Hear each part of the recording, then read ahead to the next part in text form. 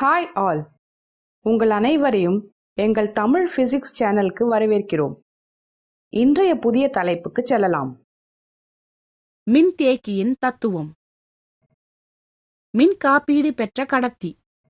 உலோகத்தட்டு A ஒன்று Q அளவு நேர்மின்னூட்டத்தையும் V மின்னழுத்தத்தையும் பெற்றுள்ளதாக கருதுவோம். A இன் மின்தேக்கு திறன் C=Q/V.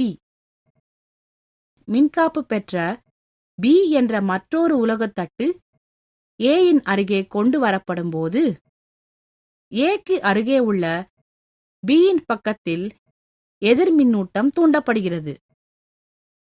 அதற்கு சம அளவு நேர்மின்னூட்டம் B இன் மறுபக்கத்தில் தூண்டப்படுகிறது. B இன் எதிர்மின்னூட்டம் A இன் மின்னழுத்தத்தை குறைக்கும். B இன் நேர்மின்னூட்டம் A இன் மின்னழுத்தத்தை அதிகரிக்கும். B இன் நேர்மின்னூட்டத்தை விட எதிர்மின்னூட்டம் Aக்கு அருகில் இருப்பதால் A இல் மின்னழுத்தம் குறைந்து விடுகிறது. இதனால் A இன் மின்தேக்கு திறன் அதிகரிக்கிறது. தட்டு B ஐ புவியுடன் இணைக்கும்போது அதிலுள்ள நேர்மின்னூட்டம் நடுநிலையாக்கப்படுகிறது.